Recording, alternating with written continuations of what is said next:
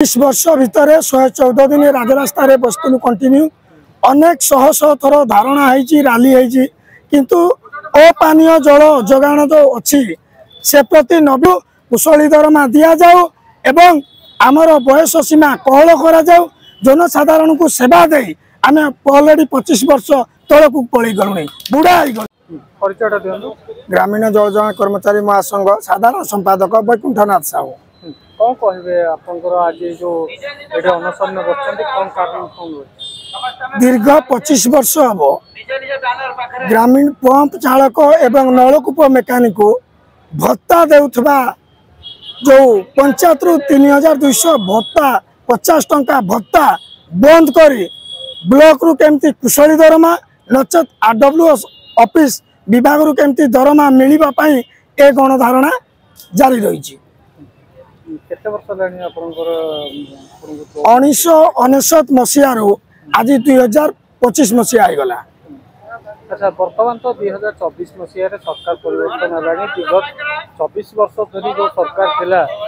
सेतबेले किछि ताक पाखरे किछि दाबी रखिथिले 24 वर्ष भितर 114 दिन राजरास्तार बसलु कंटिन्यू अनेक शह शह थर धारणा रैली है किंतु अपानीय जल जोगाण जो अच्छी से प्रति नवीन सरकार जड़े अंध धृतराष्ट्र भाया कौन कार्य कले नहीं जहाँकि आम परिवार अंधार 50 वर्ष तल को चलीगला जोर जबरदस्त भत्ता देवा छड़ा कौन कार्य कले नहीं। वर्तमान सरकार पाखरे कौन दाबी रखिबे वर्तमान नूतन सरकार पाखरे आमे दाबी रखिबु जे आमे कुशली मान्यता आमे कुशली हो सारिजु आमको आरडब्ल्यूएसएस विभाग रु किंबा ब्लॉक माध्यम दरमा दि जाऊ कहीं मोहन माझी जी जड़े हृदयवान एवं से खटिखिया दुख बुझी पारती एतिकी भरोसा अच्छी से निश्चय आम कुशली हो कुशली दरमा दि जाऊ एवं आमर बयस सीमा कहल करा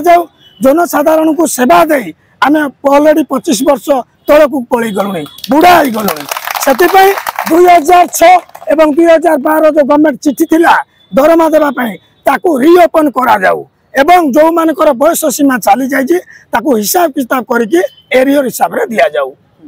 वर्तमान जदि सरकार जो दाबी रखुच्च कौन आगामी कार्यपंथा